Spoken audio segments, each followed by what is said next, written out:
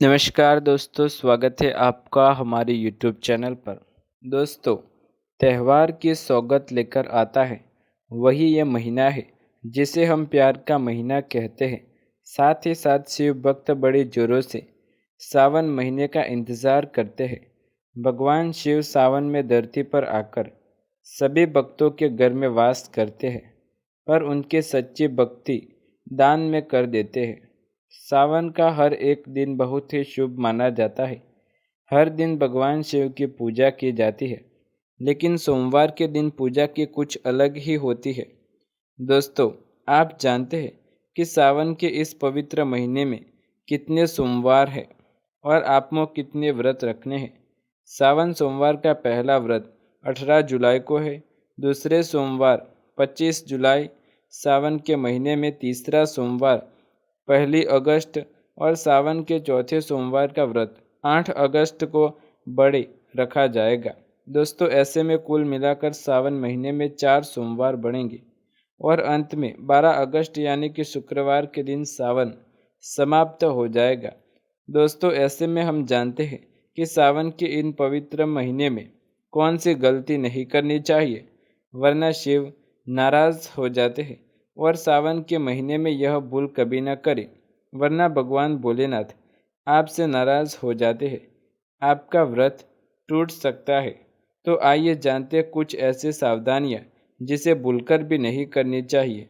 दोस्तों, नंबर 1, सावन के महीने में शास्त्र में कहा गया है कि व्रत वालों को फल आदि उधार मांगकर नहीं खाना चाहिए।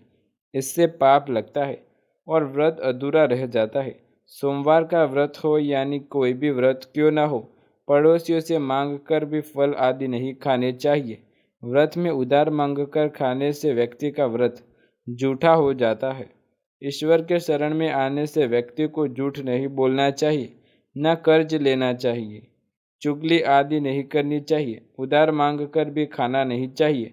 अगर आपको कोई अपनी मर्जी से खाने के लिए व्रत में कुछ देता है तो उससे आप खा सकते हैं, लेकिन व्रत में कम से कम उधार मांग कर फल आदि नहीं खाना चाहिए। इससे पाप लगता है और व्यक्ति की पवित्रता भी नष्ट हो जाती है। नंबर 2, सोमवार का व्रत हो या सावन का व्रत, आपको नाशपाती नहीं खानी चाहिए। दरअसल इस फल का नाम नाश करने वाला होता है। अगर जिस दिन आपके व्रत को उस दिन नाशपाती का सेवन नहीं करना चाहिए। भगवान को भी नाशपाती नहीं चढ़ाना चाहिए। दोस्तों, नंबर 3, सिंगाड़े का आटा खाने पर भी आपका व्रत टूट सकता है। आपको बता दें कि लंबे से समय से रखा हुआ आटा आपका व्रत तोड़ सकता है। दरअसल पुराने आटे में कीड़े आदि पड़ जाते हैं और ठीक तरह से दिखाई भी नहीं देते। ऐसा आटा खाने पर दरअसल आप मांस का सेवन करते हैं और व्रत में खाना घोर पाप के बराबर माना जाता है। ऐसा सेवन करने से बचें। व्रत में खाने के कुछ नियम होते हैं जिन्हें अपनाकर ही चलना चाहिए।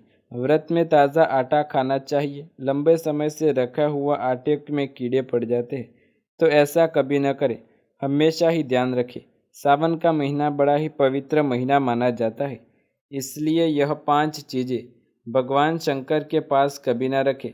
तो चलिए जानते हैं। दोस्तों, नंबर 1, महादेव की शिवलिंग या कोई भी प्रतिमा वहाँ पर चप्पल जूते लेकर नहीं जाना चाहिए। जरा सोचिए, जब आपके कमरे में कोई चप्पल लेकर प्रवेश करता है तो आपको कितना क्रोध आता है। इससे कारण महादेव भी आपसे नाराज हो जाते हैं, आपको मिलने वाले फल नष्ट हो जाते हैं। ऐसे में मंदिर में नंगे पांव ही प्रवेश करना चाहिए, क्योंकि चमड़े की चप्पल पहनना हमेशा अशुद्ध माना जाता है। इससे देव शक्ति हमेशा नाराज रहती है। दोस्तों, नंबर 2, अक्सर महिलाओं को मासिक धर्म आ जाता है और वह बिना किसी को बताए पूजा पाठ कर लेती है। वह शास्त्रों में वर्जित माना गया है। इस समय महिलाओं को जानकर भी अनजान नहीं बनना चाहिए। अगर आपको मानसिक पीड़ा है तो घर के बने मंदिर में यह बाहर प्रवेश न करें। इससे देव शक्ति आपसे नाराज होकर क्रोधित भी हो सकती है। ऐसे समय में शिवलिंग को छूना भी घोर पाप लगता है। ज़रा सोचिए, ऐसी अवस्था में स्त्री को कितना बुरा लगता है, तो ईश्वर को कितना बुरा लगता होगा। ज़रा सोचिए, महिलाओं को ऐसी अवस्था में मंदिर यात्रा, घर में पूजा पाठ, भगवान की प्रतिमा को छूना या तुलसी में पानी भी नहीं डालना चाहिए। इससे तुलसी का पौधा भी सूख जाता है और जब देव शक्तियाँ नाराज़ होती है तो कंगाली और गरीबी आती है, लड़ाई झगड़े होते रहते हैं। दोस्तों, नंबर 3, शास्त्रों में बताया गया है कि जहाँ होता है शिवलिंग तो वहाँ पर सभी शक्तियाँ सक्रिय रहती है। ऐसे में अगर घर में शिवलिंग होता है तो हर व्यक्ति को महादेव की कृपा सदैव पा लेता है। वास्तुशास्त्र के अनुसार शिवलिंग से ऊर्जा का संचार होता है, इसलिए शिवलिंग पर जलधारा हमेशा होनी चाहिए, जो ऊर्जा को शांत रखता है। कुछ लोग अपने घर में शिवलिंग तो रख लेते हैं, लेकिन यह हफ्ते में एक बार जल चढ़ाते हैं, जो बिल्कुल भी अच्छा नहीं माना जाता। अगर आप जल नहीं चढ़ा सकते तो आप अपने घर में शिवलिंग की स्थापना कभी न करें, जो कि गरुड़ पुराण में बताया गया है। इससे उल्टा घर में विनाश होता है।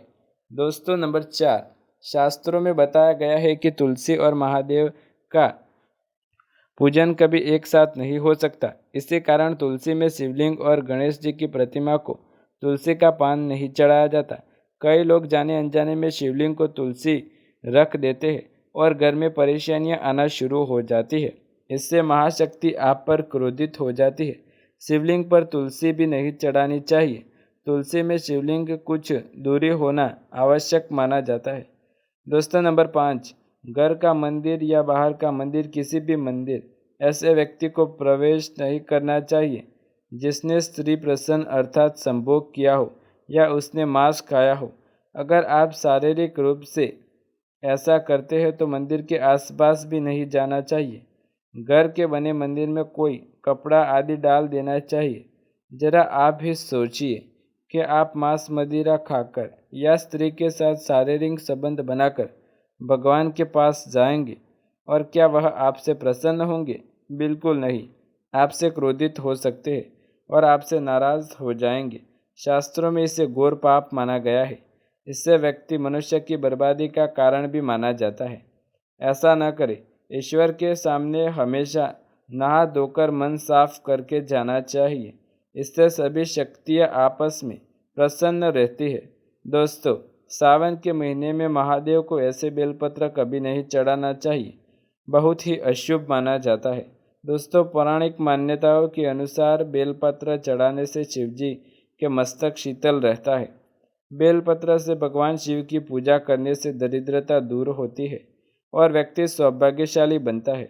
इससे हनुमान जी भी प्रसन्न होते हैं, क्योंकि वो भी शिव के ही अवतार है और इस बात को शायद ही कोई जानता हो। और शिवलिंग की पूजा विधि विधान से करने पर शिव की कृपा हमेशा अपने भक्तों पर बनी रहती है। तो दोस्तों, ये थी वो महत्वपूर्ण जानकारी। यदि आपको वीडियो पसंद आए तो लाइक शेयर कमेंट करें। चैनल पर नए हैं तो सब्सक्राइब करके बेल आइकन ज़रूर दबाएं। ऐसे ही नए वीडियो देखने के लिए मिलते हैं अगले वीडियो में। तब तक के लिए धन्यवाद।